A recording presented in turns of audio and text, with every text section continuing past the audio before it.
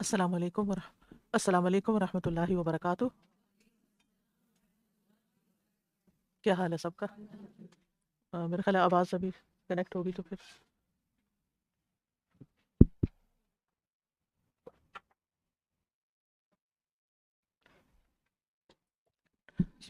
آج ہم پڑھیں گے انشاءاللہ. آواز نہیں آ رہی، پتہ نہیں، آواز اونچی کر دیجیے. نحمده ونصلی علی رسولہ الکریم، اما بعد فاعوذ باللہ من الشیطان الرجیم. بسم اللہ الرحمن الرحیم. رب اشرح لی صدری ویسر لی امری واحلل عقدۃ من لسانی یفقہوا قولی. آج ہم پڑھیں گے پیج نمبر 246، جنت کا لباس اور زیور. ایکو ہے. اللہ تعالیٰ کا ارشاد ہے، جنات عدن یدخلونها یحلون فیہا من اساور من ذہب ولؤلؤا ولباسہم فیہا حریر. اور ہمیشگی کے باغات ہیں جن میں یہ لوگ داخل ہوں گے، ان میں وہ سونے کے کنگن اور موتی پہنائے جائیں گے، اور ان میں ان کا لباس ریشم ہوگا. یلبسون من سندس و استبرق متقابلین. وہ باریک اور موٹے ریشم کے لباس پہنیں گے، آمنے سامنے بیٹھے ہوں گے. رسول اللہ صلی اللہ علیہ وسلم نے فرمایا، ادخلت الجنت فاذا فیہا حبایل اللؤلؤ. جب مجھے جنت میں داخل کیا گیا تو میں نے دیکھا کہ اس میں موتیوں کے ہار ہیں. رسول اللہ صلی اللہ علیہ وسلم نے فرمایا، امشاطہم الذہب ورشحہم المسک ومجامرہم الالوۃ الانجوج الالوۃ الانجوج عود الطیب. اہل جنت کی کنگھیاں سونے کی ہوں گی، اور ان کا پسینہ کستوری کا ہوگا، اور ان کی انگیٹھیوں میں عود کی لکڑی ہوگی، یہ نہایت پاکیزہ خوشبودار عود ہوگا. ابو ہریرہ رضی اللہ عنہ بیان کرتے ہیں کہ میں نے اپنے خلیل صلی اللہ علیہ وسلم کو فرماتے ہوئے سنا، مومن کا زیور وہاں تک پہنچے گا جہاں تک وضو کا پانی پہنچتا ہے، یعنی وضو کے اعضاء چمک رہے ہوں گے بذات خود، اور اس کے اوپر پھر مزید زیور ہوگا تو وہ اور کتنا خوبصورت لگے گا. جنت کے برتن. اللہ سبحانہ تعالیٰ کا فرمان ہے، یطاف علیہم بصحاف من ذہب واکواب وفیہا ما تشتہیہ الانفس وتلذ الاعین وانتم فیہا خالدون.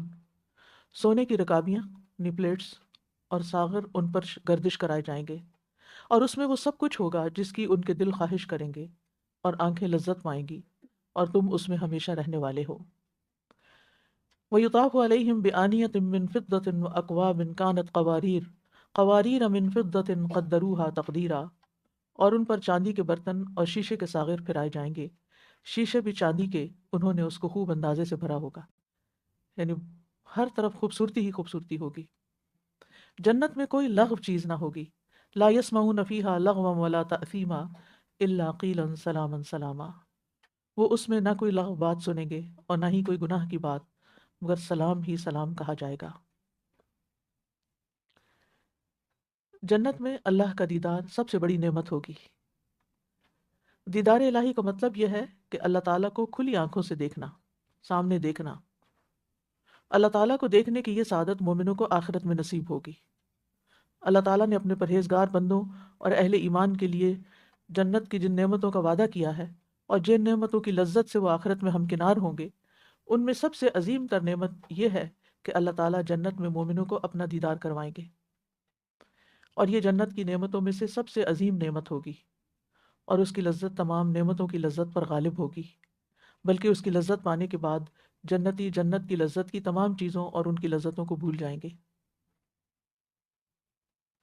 تو اس سے یہ پتہ چلتا ہے کہ مادی چیزوں کا بھی ایک حسن ہوتا ہے، لیکن روح کی خوشی اور دل کی ٹھنڈک اور دل کے اندر کا سرور ان سب چیزوں سے بڑھ کر ہے. اگر آپ کے پاس دنیا کی بہت منیمم نعمتیں بھی ہیں لیکن آپ کا دل خوش ہے، آپ کی روح اسٹرانگ ہے، تو آپ خوش قسمت انسان ہیں، خوشحال ہیں. لیکن اگر آپ کے پاس دنیا کی ہر نعمت ہے لیکن آپ کی روح خوش نہیں، آپ کا دل خوش نہیں، تو آپ خوش ہو ہی نہیں سکتے. ٹھیک ہے، کھانا پینا بھی انسان کی ضرورت ہے، اچھا گھر، اچھی کراکری، اچھا سب کچھ، سب نعمتیں، لیکن بعض اوقات ان ساری نعمتوں کے ہوتے ہوئے بھی انسان خوش نہیں ہوتا. کیوں؟ کیونکہ دل خوش نہیں ہوتا. اور بعض لوگ آپ دیکھیں انتہائی غربت میں بھی رہے ہوتے ہیں، لیکن ان کی آپس کی محبتیں ہوتی ہیں، آپس کا تعلق ہوتا ہے، جس کی وجہ سے یعنی بندوں کے ساتھ اور پھر اللہ سبحانہ تعالیٰ کے ساتھ. تو یہ دو طرفہ تعلقات جو ہیں یہ انسان کو بہت خوشحال بنا دیتے ہیں. تو اس لیے ان دو پر کمپرومائز نہیں کرنا چاہیے.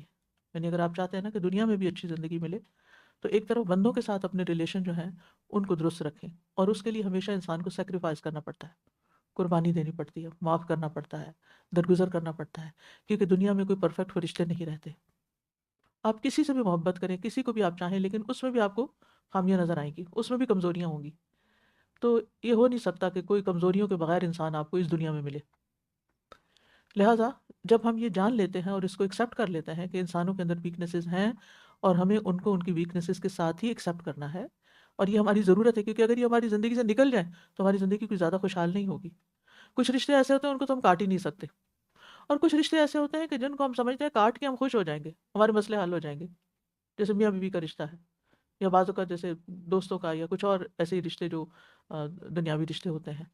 لیکن خوشی تو پھر بھی نہیں ملتی، کیونکہ اصل بات یہ نہیں ہے کہ ہم لوگوں کو بدل دیں یا لوگوں کو کاٹ دیں اپنے سے. اصل بات یہ کہ ہم اپنے آپ کو بدلیں، ہم اپنا زاویہ نگاہ بدلیں، ہم اپنا لینس چینج کریں.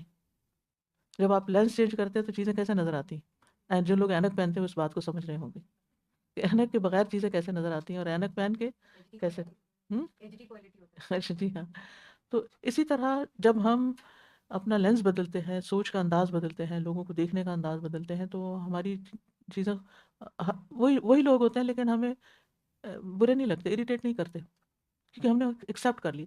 لیکن جب دل کے اندر خانے میں ہم نے ان کو ایکسیپٹ نہیں کیا ہوتا نا، تو پھر ان کی چھوٹی چھوٹی چیز سے بھی ہم اوفینڈ ہونے لگتے ہیں، اور پھر ہم نجات اس میں سمجھ. تو شیطان اصل میں ہمیں یہ سجا دیتا ہے کہ بس ان سے کنارہ کشی کر لو تو تم سب کچھ ٹھیک ہو جائے گا. سب کچھ نہیں ٹھیک ہوتا، اس سے بھی بڑے مسائل زندگی میں آ جاتے ہیں، اور لانگ ٹرم مسائل ہوتے ہیں. جیسے طلاق کے ایشو کو لیں، آپ دیکھیں کتنے لوگ جو ہیں یعنی دنیا میں اس وقت ہر ملک میں، بھلے اسلامی ملک ہے اور بھلے غیر اسلامی، ہر جگہ کے اندر جو ہے نا ریٹ اس صدی کے اندر اور لیٹ چند سالوں میں تو بہت زیادہ بڑھ گیا. لیکن اس کے اثرات کہاں تک جا رہے ہیں انسان سوچ نہیں سکتا. بعض اوقات میرے پاس ایسی بچیوں کا میسج آتا ہے جن کی ایک آدھ بچہ ہوا، پھر طلاق ہو گئی، پھر انہوں نے کہیں اور شادی کی. اب وہ بچہ جو ہے وہ پہلے تو شادی کی راہ میں رکاوٹ تھا، ماں باپ کے درمیان یہ ڈیسائیڈ نہیں ہوا کہ کون رکھے گا. بہرحال کچھ بچے ایسے ہوتے ہیں جن کے ماں کو مثلاً دیکھنا پڑتا ہے، کیونکہ ماں کے اندر زیادہ محبت ہوتی ہے، اور چھوٹے بچوں کا حق ماں کا ہی ہوتا ہے اسلامی لحاظ سے بھی. حضانت ماں کے حصے میں آتی ہے. جو بچہ بڑا ہو جاتا ہے پھر وہ اپنی مرضی سے ڈیسائیڈ کرتا ہے کہ اس نے کہاں جانا ہے، جب وہ اڈلٹ ہو جاتا ہے. تو اسلامکلی تو ایک ڈیسائیڈڈ چیز، یہاں تو کسٹڈی کے مجھے نہیں رولس کیا پتہ ہے ریگولیشنز، لیکن ایک اسلامکلی ماں ہی چھوٹے بچے کے مالک ہوتی ہے، ایز لانگ ایز یہ کہ وہ کوئی اور شادی نہ کرے، یا یہ کہ وہ اس کو لک آفٹر کرے یا لک آفٹر کرنے کے قابل ہو، بیمار نہ ہو ایسی یا کوئی. تو اب آپ دیکھیں کہ جب بچہ ماں کے پاس ہے نا، اور اس ماں نے دوسری شادی کی ہے، اب جیسے دوسرا شوہر اس بچے کے ساتھ کیا سلوک کرے گا؟ ہم؟ کیا سلوک کرے گا؟ اپنے بچے جیسا میں کہتی ہوں اس سے بھی بہتر کرے، اس سے بھی اچھا کرے، کیونکہ ایسے کیسز موجود ہیں. اب ریسنٹلی مجھے کسی نے میسج کیا کہ میری اس طرح طلاق ہو گئی تھی، بچہ چھوٹا تھا، پھر میں نے دوسری شادی کر لی، انہوں نے ایکسیپٹ کر لیا بچے کو، لیکن میں دیکھتی ہوں کہ میرے شوہر میرے بچے کے ساتھ وہ پیار نہیں کرتے جو ہونا چاہیے. اب یہ کے بعد ہمارے اسٹینڈرڈ بھی بڑے ہائی ہو جائے، ہم ہر چیز میں چاہتے ہیں یہ نہیں. اب اس کے اپنے باپ کو تو ہم نے چھوڑ دیا، وہ بھی پسند نہیں تھا. اب اس کو ایز اے ہسبینڈ ایکسیپٹ تو کر لیا، لیکن یہ کہ بچے کے باپ کے طور پہ ایکسیپٹ نہیں کر رہے. مسئلہ تو نہیں ختم ہوا نا، زندگی امن میں چین میں تو کوئی نہیں آئی نا. تو رشتے کاٹنے میں سکون نہیں ہوتا، اور رحم کے رشتے کاٹنے میں تو الٹا لعنت ہے. جیسے قرآن مجید میں ہی آتا ہے نا سورۃ الرعد میں، کہ جو لوگ رشتوں کو کاٹتے ہیں ان پہ لعنت کی گئی ہے، اور سود دار کی بات بھی ہے، برے انجام کی بھی. تو خاندانوں میں بھی آپ دیکھیں کہ عام طور پر چھوٹی چھوٹی بات پہ ناراضگیاں، چھوٹی چھوٹی بات پہ خوشی کے موقع پر نہیں بلانا، اور شادی میں نہیں شریک ہونا، اور غمی میں نہیں شریک ہونا، اور پتہ نہیں خام خواہ کے انا کے مسئلے اتنے بڑے ہو جاتے ہیں کہ تعلقات ہی ختم ہو کے رہ جاتے ہیں. تو ایسے لوگ کبھی خوش رہ نہیں سکتے. یعنی آپ اگر کسی کے ساتھ رہ کے خوش نہیں نا، تو کسی سے کاٹ کے بھی خوش نہیں ہوں گے. یہ یاد رکھیے، بدلنا آپ کو خود پڑے گا، خود کو بدلنا پڑے گا. اور اگر آپ اپنے اوپر قابو نہیں نا آپ کو کیونکہ وہ بعض اوقات ہم سب کے ساتھ ہی ہوتا ہے نا، اپنے ساتھ ہی کوئی ضد ہو جاتی ہے. یعنی ہم اپنے آپ کو سمجھا رہے ہوتے ہیں کہ یہ ٹھیک نہیں ہے، یہ ٹھیک نہیں ہے، تم ٹھیک ہو جاؤ، لیکن وہ اپنا آپ بھی نہیں مان رہا ہوتا نا. تو پھر انسان کو ٹائم دینا چاہیے، اپنے آپ کو بھی ٹائم دینا چاہیے. کیوں کہا گیا جب کسی سے قطع تعلق کرو تو کتنا ٹائم دو؟ کم از کم 3 دن. 3 دن کے بعد کیا ہے؟ قطع تعلق ہی نہیں کرنی. اتنے میں انسان، میں نے اپنے آپ کو خوب جائزہ لیا، کسی سے مجھے کوئی شکایت ہوئی بھی تو ایک دن بہت تکلیف ہوئی، اگلے دن تھوڑی کام، اگلے دن بھول ہی گیا کہ کچھ تھا بھی. تو یہ بڑی حکمت ہے اس میں کہ 3 دن کے اندر دوبارہ واپس لوٹو. تو اس میں یہ ہے کہ جب انسان اپنے معاف کر دیتا ہے نا کسی کو، والکاظمین الغیظ والعافین عن الناس واللہ یحب المحسنین، تو اللہ کی محبت میں انسان کے لیے کچھ بھی مشکل نہیں ہوتا. اصل میں جب تعلقات خراب ہوتے ہیں نا، تو اس میں بھی ہماری اپنی غلطی ہوتی ہے کوئی، یعنی یا تو ہم نے دوسرے انسان کو کچھ کسی وجہ سے تنگ کیا ہوتا ہے، یا یہ کہ اس کو آ، اس کی غلطیوں کو ہم نے اتنا اپنے سر پہ سوار کر لیا ہوتا ہے کہ ہم معاف نہیں کر سکتے. تو بہرحال دنیا میں بھی خوشحال زندگی کا راز یہی ہے کہ رشتوں کو جوڑا جائے، اور خاص طور پر خون کے رشتوں کا لحاظ رکھا جائے. بعض مائیں بڑا ظلم کرتی ہیں، اگر کوئی طلاق ہو گئی یا کچھ ایسا مسئلہ ہو گیا تو بچے کو والدین کو ملنے بھی نہیں دیتی پھر، یا اس کے دادا دادی کو، یا اور اس کے خون کے رشتوں سے بالکل کاٹ کے رکھ دیتی. اس کا سارا گناہ اس ماں پر آئے گا. ٹھیک ہے، بعض مائیں یہ کہتی ہیں کہ اس طرح بچہ ون سائیڈڈ ہو جاتا ہے، کبھی ادھر گیا کبھی ادھر، بچے کی پرسنالٹی خراب ہوتی، وہ تو ٹھیک ہے. لیکن یہ کہ ایک ہوتا ہے کہ آپ اس کو منیمائز کریں، اور ایک ہوتا ہے بالکل قطعی تعلق ہی کروا دیں. ان دونوں میں بھی فرق ہے. ایز پر نیڈ منیمائز کیا جا سکتا ہے کانٹیکٹ، لیکن یہ کہ ختم نہیں ہونا چاہیے ان چیزوں کو. حتیٰ کہ یہ رشتے جو ہیں اتنے معتبر ہیں، جو خون کے رشتے ہیں.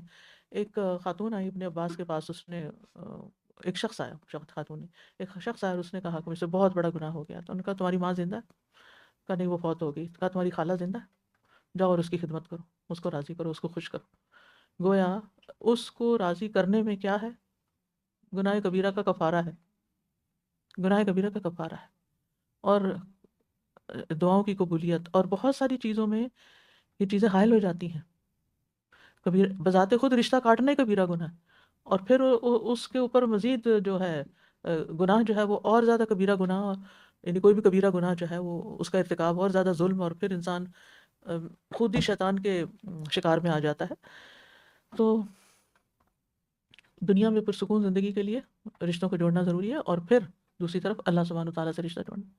جن لوگوں کی زندگی میں بیلنس نہیں ہوتا نا، یا صرف اللہ کے ہو جاتے ہیں اور بندوں کو بھول جاتے ہیں، یا پھر صرف بندوں کے پیپل پلیزر بن جاتے ہیں، بندوں ہی کو ہر وقت خدمت میں لگے رہتے ہیں، خوش کرتے رہتے ہیں، اور اللہ کو بھول جاتے ہیں.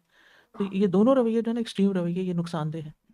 اس کے لیے بہت ضروری ہے کہ انسان بیلنس رکھے اور دونوں تعلقات کو اسٹرانگ کرے. انہی کے ساتھ، اور پھر خاص طور پر جو دین پڑھنے پڑھانے والے لوگ ہیں، ان کے لیے تو یہ چیلنج اور بھی زیادہ بڑا ہے کہ انہیں تو بہت سارے کمپرومائزز کر کے ان رشتوں کو نبھانا ہے، تاکہ ان کے اندر، تاکہ وہ دین کا برا امپریشن نہ لیں، لوگ دین سے نہ بھاگ جائیں کہ یہ دیندار ہے، یہ دین، انہوں نے دین ان کو یہ سکھاتا ہے. ہم دعویٰ کا کام کیسے کر سکتے ہیں جب تک ہمارے ریلیشن شپ ہی اچھے نہیں؟ ہم دعویٰ کا کام ہی نہیں کر سکتے، ہم کسی کو دین کی طرف لا ہی نہیں سکتے. کیونکہ اگر آپ مقابلے پر رہیں گے نا، اس نے یہ کیا تھا اور اب مجھے وہ کرنا ہے، تو پھر نہیں یہ کام ہو سکتا. آپ اچھے دائی ہو ہی نہیں سکتے جب تک آپ کا معاملہ اچھا نہیں. اور اس میں آپ دیکھیے کہ اس دن میں نے بات کی تھی نا، 3 طرح کے لوگوں کے، ایک گیور ہوتے ہیں، ایک ٹیکر ہوتے ہیں، اور ایک میچر ہوتے ہیں. تو جو دین کا کام صرف وہ کر سکتے ہیں جو گیور ہوتے ہیں، چاہے وہ فار گیور ہوں یا ویسے گیور ہوں، وہی کر سکیں گے. اور پھر اس کے بعد یہ ہے کہ اللہ تعالیٰ کے ساتھ مضبوط تعلق جو ہے نا، انسان کے اندر ایسی قوت و اسٹرینتھ پیدا کر دیتا ہے کہ انسان کا توکل بڑھ جاتا ہے کہ اللہ ہے نا، بس مسئلہ سوچنے کی کیا ضرورت ہے، اتنا پریشانی کی کیا ضرورت ہے، اللہ کرنے والا ہے، اب تک اس نے سب کچھ کیا، آئندہ بھی کرے گا. لہٰذا انسان ویل سیٹلڈ ہو جاتا ہے. اور پھر آخرت میں جنت کی خوشیاں بھی انہی دو کے ساتھ ہیں. آپ اکیلے جنت میں چلے جائیں، نہ آپ کا کوئی بہن بھائی ہو، نہ آپ کے کوئی بچے ہوں، نہ آپ کا شوہر ہو، آپ بتائیے کیا کریں گے وہاں؟ ٹھیک ہے بہت خوشیوں کی چیزیں ہیں، لیکن یاد تو کریں گے نا ان کو، اور پچھتائیں گے کاش میں دنیا میں ان کے لیے کچھ کرتی، وہ بھی ساتھ ہی ہوتے. خیر الحمدللہ جو کلمہ پڑھنے والے ہیں وہ تو ساتھ ساتھ ہی جائیں گے یا ساتھ مل جائیں گے. میں تو ایک فرضی صورتحال بتا رہی ہوں. تو دوسرا یہ ہے کہ انسان کے پاس سب کچھ اور اللہ تعالیٰ کو نہ دیکھ سکے جس سے وہ سب سے زیادہ محبت کرتا رہا ہے، تو پھر خوشیاں کیسی خوشیاں؟ تو جنت کی اصل خوشی صرف اچھے برتنوں اور اچھے زیور اور اچھی خوبصورت نہروں اور باغوں اور درختوں کے ساتھ نہیں ہے. وہ تو ہے ہی، وہ تو انسان کی ویکنس ہے کہ ان چیزوں کی چاہت ہے اس کے اندر.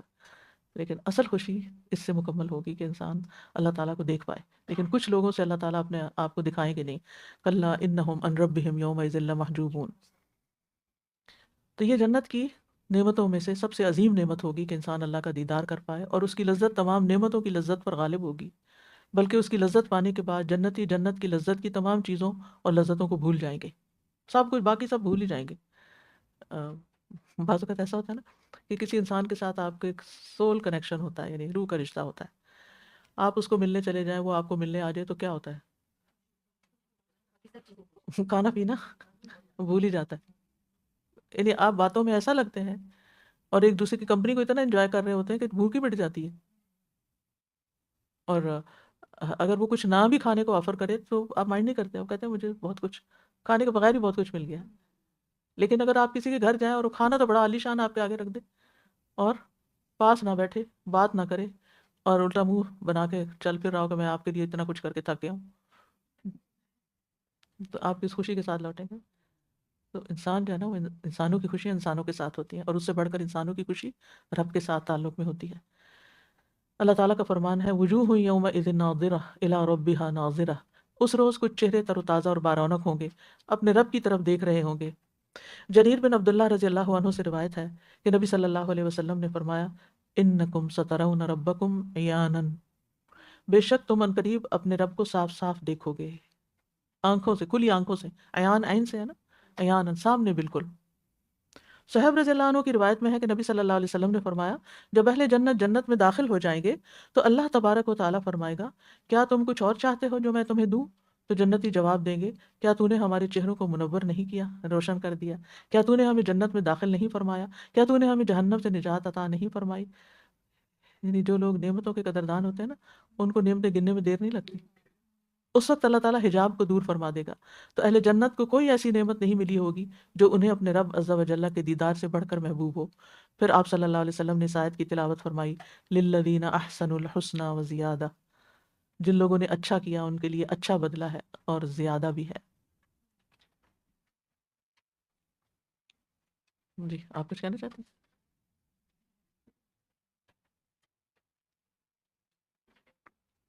سادہ this is very amazing, heart touching. میں سوچ رہی تھی اس دنیا میں بھی ہم سب specially women, you go do shopping, you buy jewellery, you buy gold, you buy diamond, you go vacation, you buy all the brand names, but still دل کے اندر کوئی نہ کوئی چیز، وہ جو خوشی ہوتی ہے نا، وہ مس ہو رہی ہوتی ہے. You always feel something is missing. اور فائنلی وہ خوشی آپ کو واپس اللہ کے پاس جا کے نماز پڑھ کے اللہ کے سامنے بیٹھ کے باتیں کر کے اللہ سے کنیکٹ ہو کے ملتی ہے. سبحان اللہ، جنت میں بھی ہر نعمت اللہ آپ کو دیں گے، but that final moment, the final خوشی، the final piece of puzzle is اللہ دیدار. اللہ ہم سب کو نصیب کرے. اب اس کے لیے کچھ کام کرنے کی ضرورت ہے. ٹھیک ہے، سب سے پہلا عمل تو اسلام پر موت آنی چاہیے. ٹھیک ہے، کیونکہ کافر کو اللہ کا دیدار نصیب نہیں ہوگا. کلا انہم عن ربہم یومئذ لمحجوبون. تو ہمیں کیا کہا گیا؟ یا ایھا الذین آمنوا اتقوا اللہ حق تقاتہ ولا تموتن الا وانتم مسلمون. اسلام پر موت آئے. دوسرا عمل یہ کہ اللہ تعالیٰ سے دعا.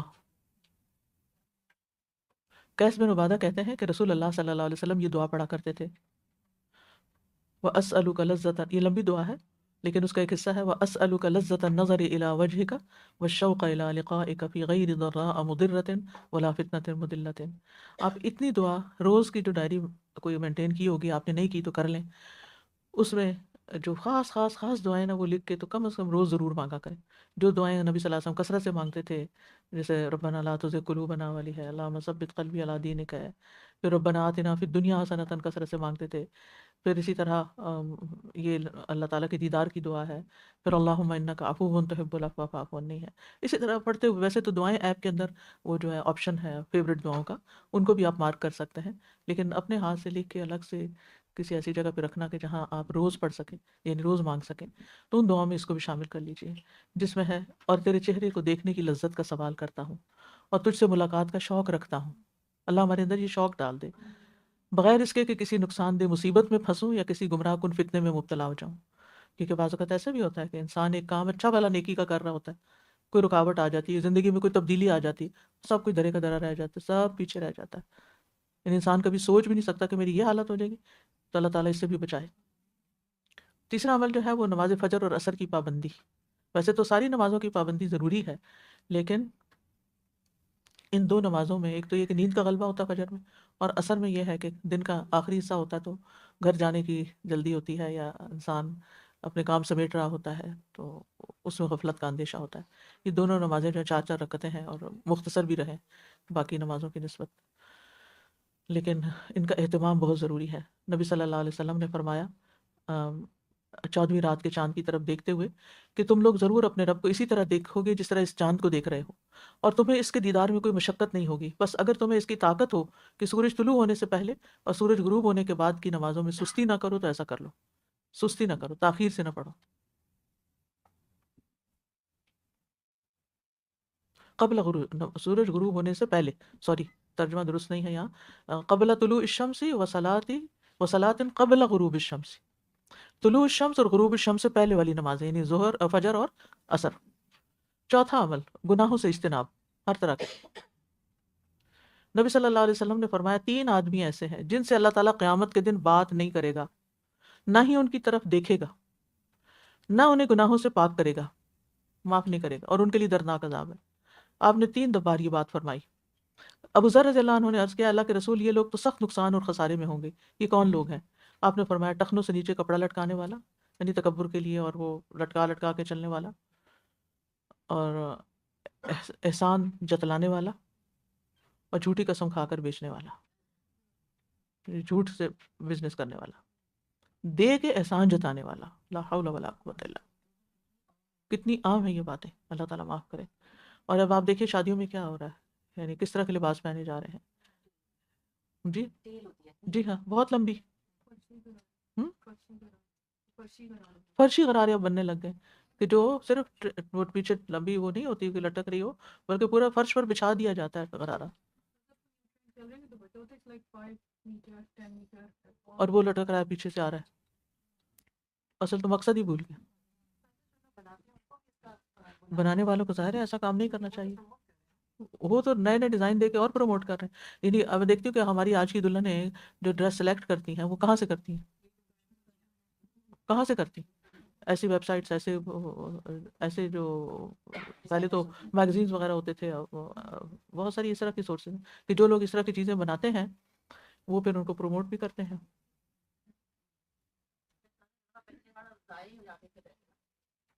ٹوٹل 100% اسراف، اور اس پر حساب دینا پڑے گا، 100% اسراف، کیونکہ اس کا کوئی استعمال نہیں، کوئی استعمال نہیں اس کے بعد، کہ وہ کسی کا کپڑا بن جائے گا یا کہیں اوڑھنے پہننے کے کام آئے گا، یا وہ کس کام آئے گا، سوائے دکھاوے کے اور پروجیکشن کے، اور اس بات کے اظہار کے کہ ہمارے پاس بہت مال ہے کہ ہم لٹا سکتے ہیں۔ پہلے زمانے میں لوگ اپنی پرائڈ کس طرح ظاہر کرتے تھے، یاد ہے بچپن میں آپ نے شاید شادیاں ایسی دیکھی، میں نے بھی دیکھی، وہ پیسوں کی چینج لیتے تھے اور اس کو کیا کرتے تھے، پھینکتے تھے، ایسے لٹاتے تھے، جی، یا پیسوں کے ہار سے دکھاتے تھے، یا وہ پیسے لٹاتے تھے، وہ زیادہ سے زیادہ کتنے ہوں گے، 200-400 ہزار، اور وہ کوئی نہ کوئی بچے بھاگ دوڑ کے چن لیتے تھے، وہ ضائع تو نہیں ہوتے تھے، کسی کے کام آ جاتے تھے، اگرچہ وہ طریقہ وہ بھی ٹھیک نہیں تھا کہ آپ اپنی دولت کا اشتہار دے رہے ہیں کہ ہمارے پاس بہت پیسے ہیں اس لیے ہم لٹا رہے ہیں، پھینک رہے ہیں۔ یہ اب بھی ہوتا ہوگا، لیکن یہ کہ نسبتاً اب اور بہت سارے طریقے ایجاد ہو گئے ہیں نئی جدتوں کے ساتھ۔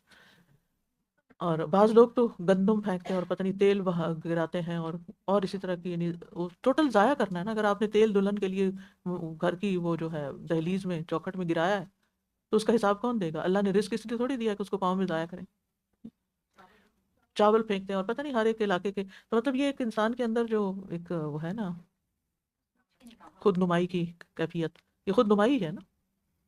کہاں حضرت عائشہ کا وہ جوڑا جس سے مدینہ کی جو لڑکی شادی ہوتی تھی وہ منگوا کے وہ پہن لیتی تھی، اور وہ بار بار دھلتا تھا اور پہنا جاتا تھا۔ وہ پتہ نہیں جنت کے اعلیٰ مقاموں میں ہوں گے وہ لوگ، اتنے معمولی کپڑے پہنے، اور آج ہم جو اتنے اتنے برانڈ پہن رہے ہیں، پتہ نہیں، اللہ تعالیٰ معاف کرے۔ پھر 5واں عمل، اللہ تعالیٰ سے ملاقات اور دیدار کی چاہت کا ہونا، شوق ہونا، کہ اللہ ہم سب اپنے دلوں کا جائزہ لیں کہ ہمارے اندر کتنا شوق ہے کہ ہم اللہ کو دیکھیں۔ عام طور پر ہمیں کچھ انسانوں کو ملنے کی بڑی چاہت ہوتی ہے کہ ہم ان کو دیکھیں، ہم ان کو ملیں، جن سے ہمیں محبت ہوتی ہے، ان کو ہم دیکھنا چاہتے ہیں۔ اس وقت ضرور سوچا کریں کہ کیا، اپنے آپ کا حساب لیا کریں، کیا میری اتنی چاہت ہے کہ میں اللہ کو دیکھوں؟ کبھی خیال بھی نہیں آیا۔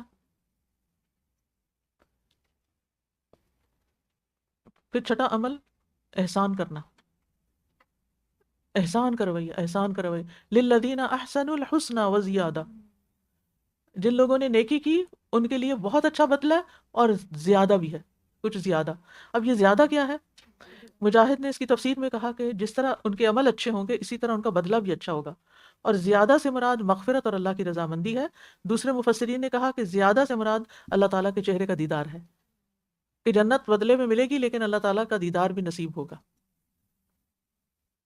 اور احسان کا کیا مطلب؟ للذین احسنوا، کہ کسی بھی، یاد رکھیے اس کو، دیکھیے کسی بھی مخلوق کے لیے، کسی بھی مخلوق، مثلا صرف انسان نہیں، ہر طرح کی مخلوق، کسی بھی مخلوق کے لیے کسی بھی طرح کی اچھائی کرنا بغیر کسی صلے کی توقع کے، کسی کے ساتھ بھی، کوئی اپنا ہے، پرایا ہے، مسلمان ہے، نان مسلم ہے، کسی رنگ کا ہے، کسی شکل کا ہے، آپ اس کے لیے کیا کریں. اور اس کے لیے کوئی پہاڑ توڑنے کی ضرورت نہیں ہوتی. مثلا آپ پارکنگ لاٹ میں جاتے ہیں اور آپ کو کوئی اچھا سا اسپاٹ ملتا ہے،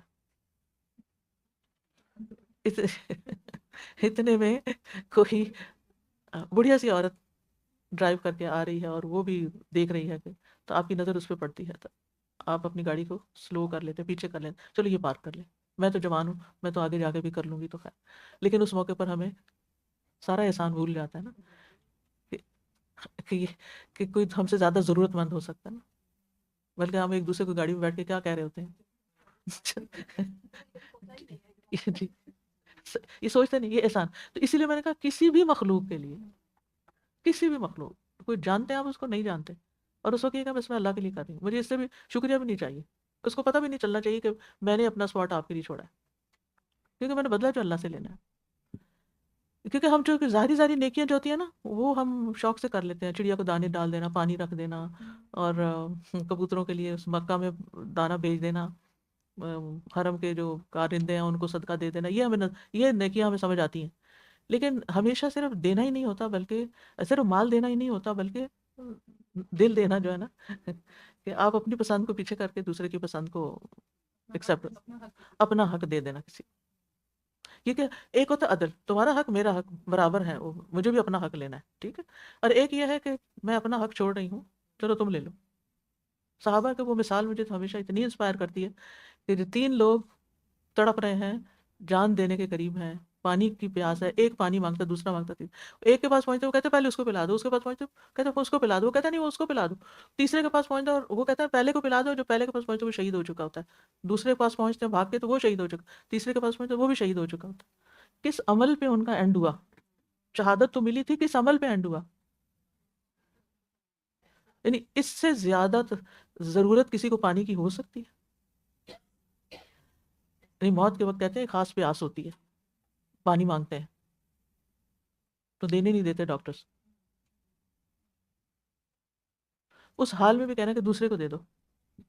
کیا کیا ایمان تھا، کیا جذبہ تھا ہمارے اندر، ایسی چیزیں کیوں نہیں؟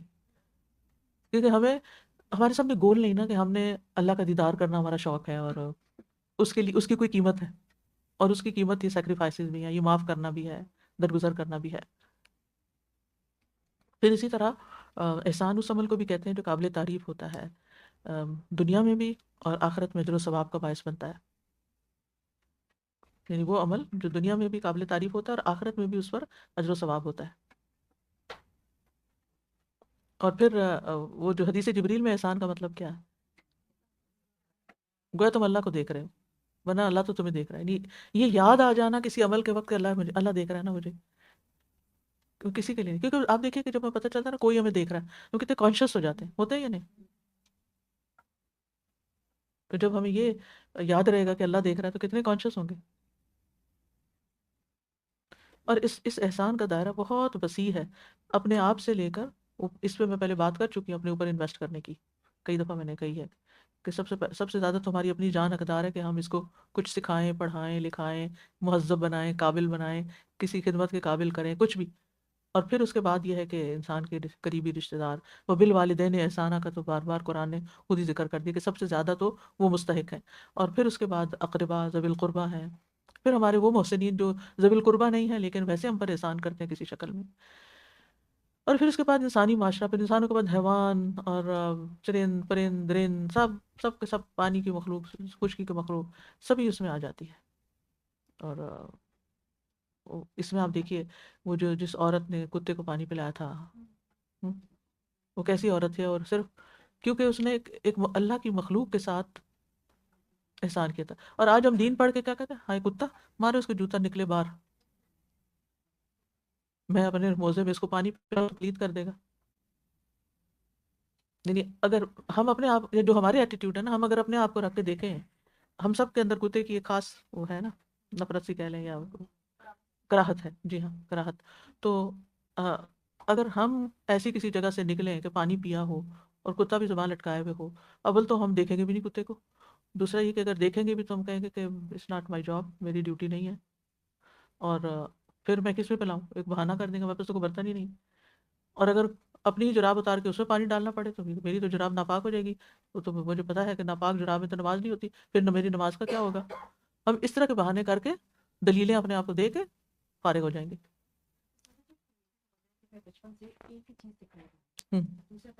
وہ دوسرا پہلے دکھایا نہیں گیا نا، احسان بھی کرنا. اور پریکٹیکل لائف میں کہیں نظر بھی نہیں آتا نا، مشکل یہ ہے. ہمیں ایسی مثالیں عملی طور پہ ملتی بھی نہیں ہیں کہ جو ان چیزوں کی کیئر کرے. اور پھر آپ دیکھیے کہ جو قریبی رشتہ دار ہیں، مثلا والدین فوت ہو گئے ہیں یا دور چلے گئے ہیں، تو شوہر بیوی کا آپس کا رشتہ جب تک احسان کا رویہ نہ ہو تو نبھتا نہیں. احسان. اور پھر آپ دیکھیے کہ بیوہ اور مسکین اور یتیم، اور اس کے لیے نا یاد دہانی کرانی چاہیے. مثلا خاندان میں اگر کوئی بیوہ عورت ہے تو کیا کرنا چاہیے، جو اس کے قریب قریب لوگ رہتے ہیں ان کو یاد دہانی کرانی چاہیے. دیکھو بیوہ کی، بیوہ کا خیال رکھنے والے کا کیا اجر ہے، اس کا خیال رکھنا. اچھا بعض اوقات یہ ہوتا ہے کہ انہیں فائنینشیل سپورٹ نہیں چاہیے ہوتی، کیا چاہیے ہوتا ہے، مورل سپورٹ چاہیے ہوتی ہے، کیونکہ وہ تنہا ہو جاتی ہیں. تو لیکن ہمارے پاس وقت نہیں ہے، ہم کہاں سے دیں. تو ایک احساس کرنا جو ہوتا ہے نا، احساس کا ہونا، وہ اگر پیدا ہو جائے نا تو وہ نیت میں آ جائے گا نا. کیونکہ میں پہلے ہی بتایا تھا نا، احساسات خیالات بنتے ہیں اور خیالات پھر ہمارے اعمال بنتے ہیں. تو پھر ہم چھوٹا سا میسج ہی کر دیں گے، کوئی کسی کو ہی کہہ دیں گے، ضروری نہیں ہوتا کہ ہر کام خود ہی کر لیں. وتواصوا بالحق وتواصوا بالصبر. تو وہ کام اگر ہماری وجہ سے ہو گیا اور نیت یہی ہو کہ اللہ خوش ہوگا، انسان پھر آپ دیکھیے کہ معاشرے کے ان طبقات سے جن کی حیثیت ہم سے کم ہے، ہم اپنے سے بڑوں کے ساتھ تو ان کی چاکری کر لیتے ہیں جو مال میں زیادہ ہے یا علم میں زیادہ ہے یا کسی بھی چیز میں، لیکن جو کم ہے ہم سے کسی بھی اعتبار سے، ان کے ساتھ ہمارا سلوک کیا ہوتا ہے. خود سب سے بڑھ کر تو اپنے بچوں کے ساتھ کیا ہوتا ہے کہ جن کو اللہ نے ہمارے حوالے کیا ہے، ان کے ساتھ کیسے کیسے ماں باپ ظلم ڈھا رہے ہوتے ہیں. تو احسان کا دائرہ بہت وسیع ہے. اب آپ بات کیجیے. میں استاذہ یہ سوچ رہی تھی کہ ساری دنیا میں جتنے لوگ کامیاب ہوئے ہیں اور جن کی تعریف باقی رہی ہے وہ سیلف لیس لوگ تھے. سیلفش کسی بندے کی تعریف نہیں رہی کسی کو. اور سبحان اللہ، اور یہ چیز ہوا چل پڑی ہے کہ سب نے سیلفش ہونا ہے، ہوں. اپنے بارے میں سوچو. ایسی نفسا نفسی کا عالم آ گیا کہ ہر کوئی دوسرے کو یہی کہتا ہے اپنی فکر کرو، دوسرے کی فکر نہ کرو. اور اسلام ہمیں دینے والا بناتا ہے. اور یہ اتنی پیاری بات ہے کہ صحابہ کرام اب اتنی دور ہیں اور ہم مجھ سے کیوں محبت کرتے ہیں، سارے انبیاء اتنے دور ہیں کیونکہ انہوں نے سیلف لیس ہو کے اپنے آپ کو پیچھے کر کے لوگوں کو آگے کر دیا اور ان کے لیے کام کیا. اور مجھے اپنے ابو یہ اللہ جو سبحانہ. آپ نے کہ میں ابھی آپ کی آگے بات دوبارہ لوں گی، یہاں سے ایک بات مجھے یاد ہے کہ حدیث میں آتا ہے کہ تمام انبیاء نے بکریاں چرائیں. جو شپرڈ ہوتا ہے، کیا وہ آگے ہوتا ہے یا پیچھے ہوتا ہے؟ پیچھے ہوتا ہے. یعنی انبیاء کی جو لیڈرشپ تھی وہ شپرڈ والی لیڈرشپ تھی. جتنے بھی ان کے فالوورز تھے وہ پیچھے نہیں ہوتے تھے، وہ آگے ہوتے تھے. یعنی فالو کرنے کا مطلب کیا ہے نا، کہ کوئی آپ کے پیچھے چل رہا ہو. نبی صلی اللہ علیہ وسلم اس طرح چلتے تھے کہ لوگوں کو پیچھے نہیں چھوڑتے تھے، ساتھ رکھتے تھے. تو ہمیں دیکھنا چاہیے کہ ہم جہاں کہیں بھی لیڈرشپ کے رول پر ہیں تو جو بھی ہماری رعایا ہے، جو بھی ہمارے ساتھ مل کے کام کر رہے ہیں، ان ان کو اپریشیٹ کرنا، ان کو انکریج کرنا، ان کو آگے رکھنا، اپنی ذات پہ ترجیح دینا، یہ ساری چیزیں ہونی چاہیے.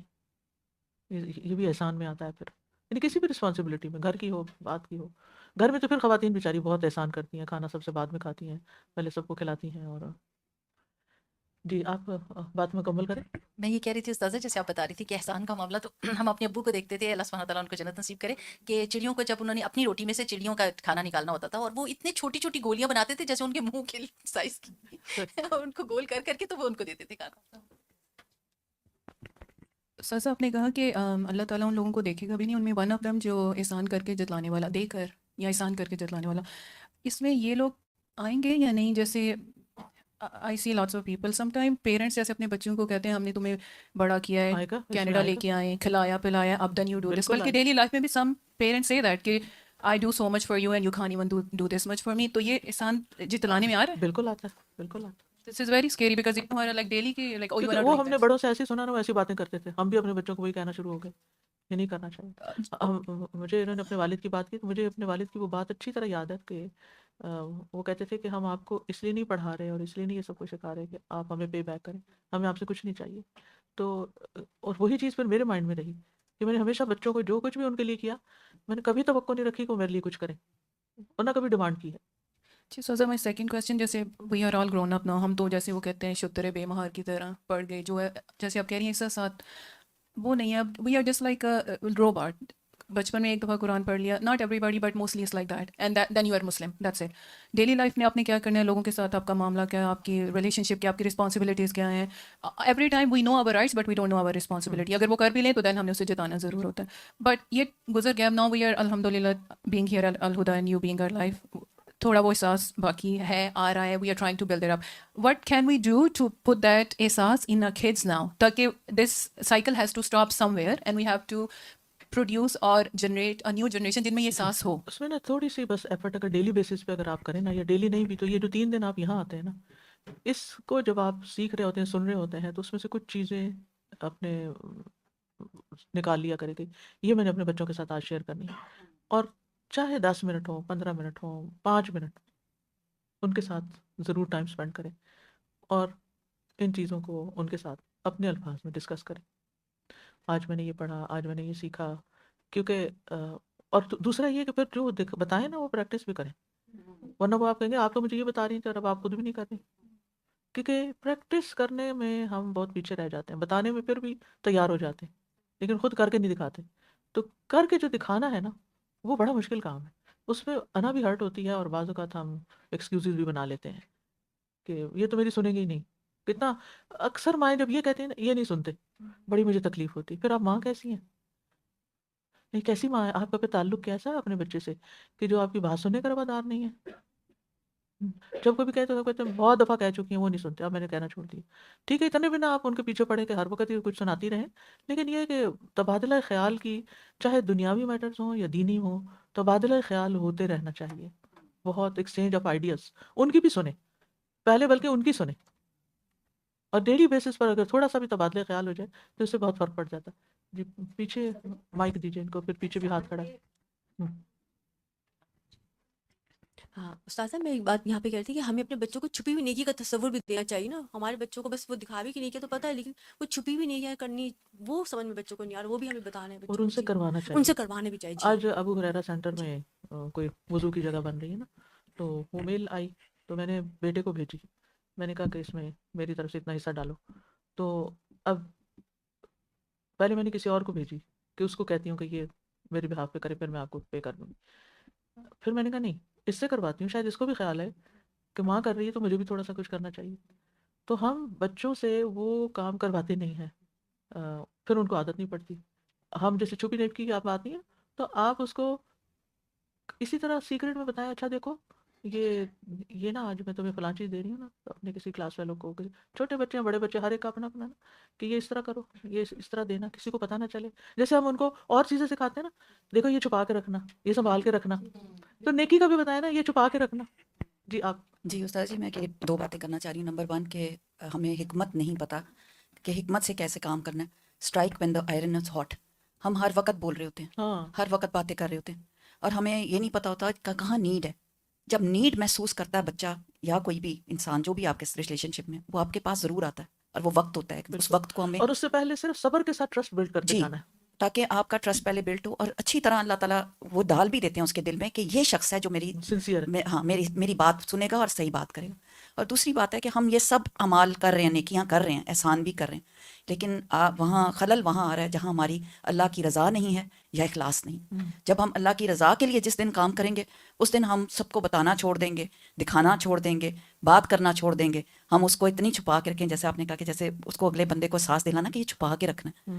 تو یہ بہت ضروری ہے، اخلاص ہو اور یعنی اللہ نیکی کی کرنا رضا. بھی سکھانا ہے اور اس کو چھپانا بھی سکھانا ہے. جی استاذہ جیسے آپ نے کہا نا کہ احسان کرنے کے لیے ضروری نہیں کہ آپ دوسرے کو پیسوں کی ضرورت ہو. بہت سے مواقع انسان کو ملتے ہیں اپنی ایوری ڈے لائف میں. فار ایگزامپل ایک استاد کی مثال ہم لے لیں تو ایک استاد کو کتنے مواقع ملتے ہیں اپنے شاگردوں پہ احسان کرنے احسان کے کرنے سے. بالکل. کہ ویسے تو وہ ایک جیسے اسکولز میں ہم دیکھتے ہیں کہ استاد اپنے کام کی تنخواہ لیتے ہیں، اور اگر وہ سوچیں کہ میں صرف میرا کام ہے آ کے پڑھانا اور بس چلے جانا، میں نے اپنا کام کر دیا، مجھے اس کا معاوضہ ملتا ہے. لیکن کچھ استاد اتنا آؤٹ آف دا وے جا کے ایک شاگرد کی زندگی میں اپنا کردار ادا کرتے ہیں کہ وہ واقعی اس کا فیوچر شیپ ہوتا ہے، اس سے اس کی بالکل زندگی پہ بہت اثر ہوتا ہے. ایک ڈاکٹر ہے جیسے کہ وہ اگر صرف یہ سوچے کہ میں فیس لے رہا ہوں اور مجھے بس ایک ٹو دا پوائنٹ ایک فرض پورا کر دیا. فرض پورا کرنا ہے، وہ آؤٹ آف دا وے جا کے بھی احسان کی روش اختیار کر سکتا ہے اپنے مریض کے لیے. شائلہ جی نیکسٹ. استاذہ جی ابھی جیسے آپ نے فرمایا نا کہ بیوائیں اگر ہیں فیملی میں تو ان کی مورل سپورٹ کے لیے، تو استاذہ جی ہماری فیملی میں وہ بیچاری کسی سے she doesn't need any monetary help, اس کو نہیں چاہیے فائنینشیل ہیلپ، لیکن وہ اس جھجک سے کسی سے نہیں رابطہ رکھتی کہ کسی کو یہ نہ لگے کہ میں شاید اس مقصد کے لیے ان کو ان سے کر رہی ہوں. تو اور بھی ضروری ہے کہ ہم آگے بڑھ کے جا کے تو ان کے ساتھ وہ کریں نا، کہ وہ بالکل بیچارے اس جھجک میں رہ جاتے ہیں. ان کو دیجیے ہمارا. استاذہ جس طرح بھی آپ نے بات کی احسان کے لیے اور کوئی صدقہ یا اس قسم کی جو بات ہو رہی تھی کہ والدین کیا کرتے ہیں، میرے سسر جو اللہ تعالیٰ ان کو جنت نصیب کرے، وہ میرے سگے خالو بھی تھے، اور ان کی ایک روٹین ہوا کرتی تھی کہ وہ ایک جگہ کے اوپر اپنے آفس سے واپسی کے اوپر اتر جایا کرتے تھے اور وہاں سے پیدل گھر آیا کرتے تھے، اور وہ راستے میں سے 3 روٹیاں لے کر، اور آوارہ جو کتے ہوتے تھے جو گلیوں میں اور اس کے اندر، تو وہ ان کو ڈالا کرتے تھے. اور ایک دفعہ مجھے یاد ہے کہ وہ بیٹھے ہوئے تھے تو ان کے اوپر اس طرح شولڈر کے اوپر ایک کیڑا چل رہا تھا، تو میں نے فوراً جا کے تو ہٹایا ان کے شولڈر سے نا، چھوٹا سا کیڑا تھا. تو مجھے کہنے لگے کہ کیا ہے یہاں پر، تو میں نے کہا خالو جی یہاں پہ نا کیڑا چل رہا تھا. تو کہتے ہیں بیٹے کوئی بات نہیں، اس کو بھی تو خوراک کی ضرورت ہے، تو اس کو چلتے رہنے دیتے. پھر ایک دفعہ میں ان کے ساتھ اتفاق تھا کہ ان کی کوئی اسکیننگ وغیرہ ہونی تھی، تو میں ان کے ساتھ تھی، تو ان کو انجیکشن جب نیڈل لگی تو کہنے لگے کہ، اور مجھے بڑی حیرت ہوئی کہ پہلی دفعہ زندگی میں ان کو لگا تھا، تو انہوں نے کہا کہ یہ اس کو بولتے ہیں ٹیکا. تو میں نے کہا جی یہ انجیکشن ہے، تو آپ کو درد تو نہیں ہوئی؟ میں نے ان کو پوچھا، تو کہتے ہیں نہیں میرے پاس ایک دوائی تھی یا کویو، تو میں نے وہ کھا لی تھی، تو میں اب ٹھیک ہوں بالکل.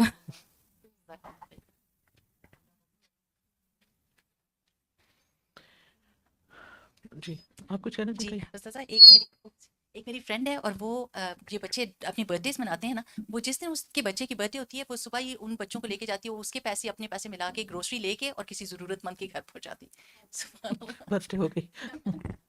جی سر جی احسان کی بات ہو رہی تھی، اور یہ کہ بچوں کو ہم کیسے سکھائیں، تو مجھے لگتا ہے کہ بچوں کو ہم احسان کی مختلف چیزوں میں جو سب سے زیادہ امپورٹنٹ چیز جو سکھا سکتے ہیں اپنے عمل سے، وہ معاف کر دینا ہے. یعنی بچے اگر ہمیں دوسروں کو معاف کرتا ہوا آپس میں دیکھتے بہن ہیں، بھائی بھی بالکل، اور سنتے ہیں، اور ہمارے رویے وہ ہر وقت آبزرو کر رہے ہوتے ہیں، ہمیں لگتا ہے کہ بچے ہمیں نوٹس نہیں کر رہے، لیکن وہ ان نوٹسبلی ہمیں نوٹس کر رہے ہوتے ہیں. تو معاف کر دینا جو ہے نا، یہ ایک ایسی روش ہے کہ وہ بچے صرف ہم ہی سے سیکھ سکتے ہیں، باہر سے انہیں کہیں نہیں ملے گی یہ چیز. بالکل. استاذہ جی احسان میں کیا یہ میں جتانا آئے گا کہ اگر بچوں کو ان کو کہیں کہ آپ کو اس لیے بتا رہے ہیں کہ آپ میرے مرنے کے بعد میرے لیے دعا کریں، اس لیے صدقہ جاریہ بنانا چاہتے ہیں تمہیں کہ میرے بعد کچھ میرے لیے کرو، کیا ایسا یہ بول نہیں کے کچھ بتانا، کہنا ہی نہیں چاہیے. کہنا نہیں وہ چاہیے؟ پر کیا ہوتا ہے بعض بچے ریاکٹ کرتے ہیں، وہ کہتے ہیں کہ آپ نے اپنی جنت کے لیے ہمیں حفظ میں ڈال دیا. کیونکہ مائیں کہتی ہیں نا، وہ ہاں حدیث سناتی ہیں کہ تم اگر حفظ کرو گے تو ماں باپ کو یہ ملے گا. تو وہ کہتے ہیں کہ سو واٹ، ہمیں کیوں مشکل میں ڈالا ہے. یہ میں نے خود کہیں سے کسی بچے سے سنا یا مدر نے بتایا.